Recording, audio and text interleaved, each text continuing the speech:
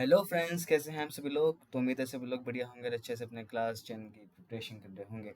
तो आज की इस वीडियो में मैं लेके आया हूँ क्लास 10 सीबीएसई मैथ्स का चैप्टर नंबर 7 कोऑर्डिनेट ज्योमेट्री का एक और क्वेश्चन।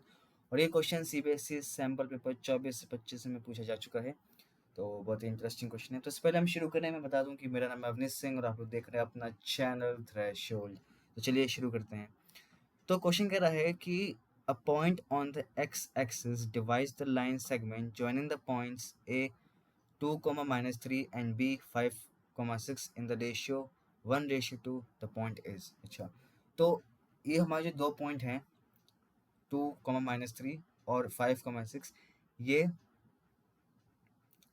एक पॉइंट के द्वारा डिवाइड किया जा रहा है।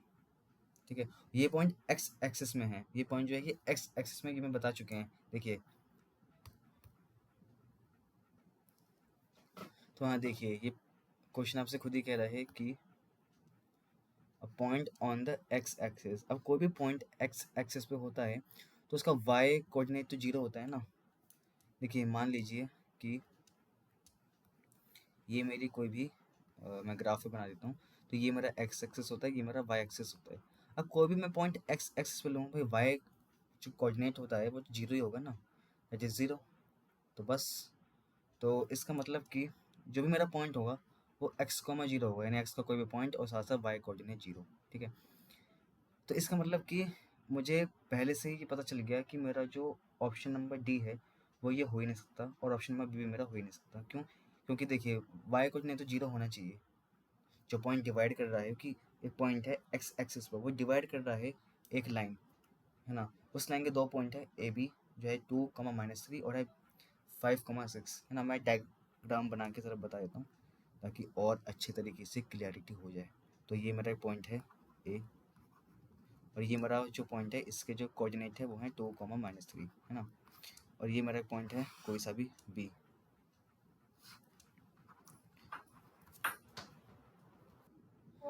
है ना। और दूसरा जो पॉइंट है वो हमारा बी जो है 5, 6।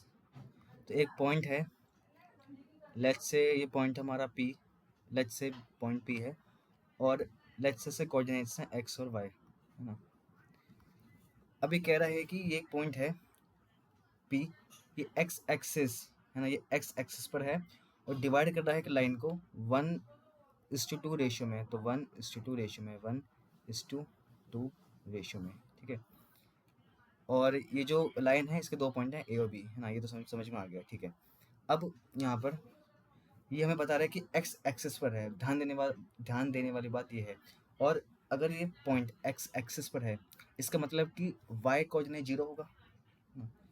वाई कोऑर्डिनेट जीरो होगा, इसका मतलब कि ये हर हाल में जीरो होना ही चाहिए। और जब ये जीरो होना चाहिए तो भैया ये हमारा आंसर हो गया गलत, ये भी हमारा आंसर हो गया गलत।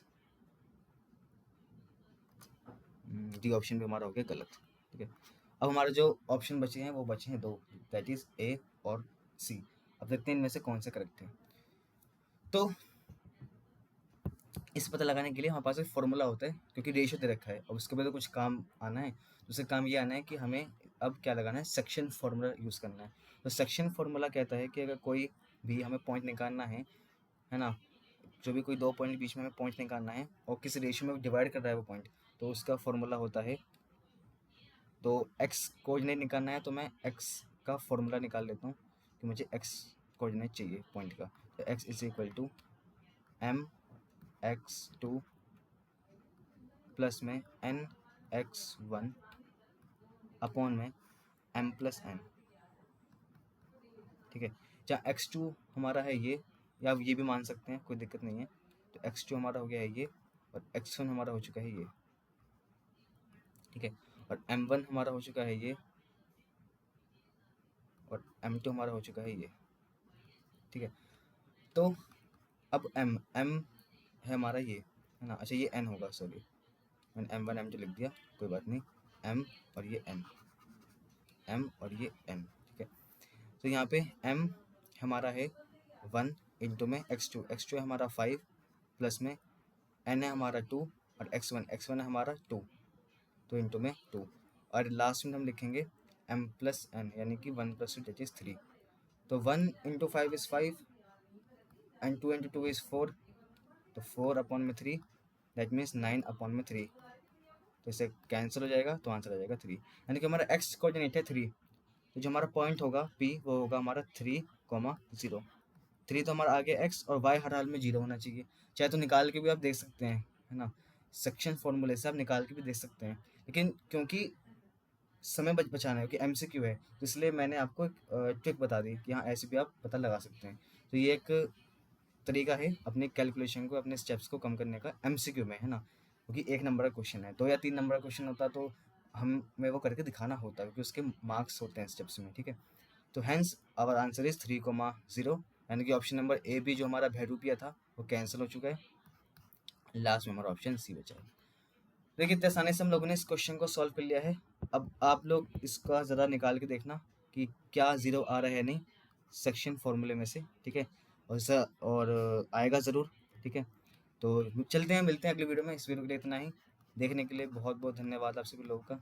ऐसे ही हम आप लोगों के लिए वीडियो लाते रहेंगे, और बने रहिएगा हमारे चैनल पे ऐसी वीडियोज़ के लिए। तो मिलते हैं अगली वीडियो में, जब तक के लिए take care, bye bye and good night, all the best.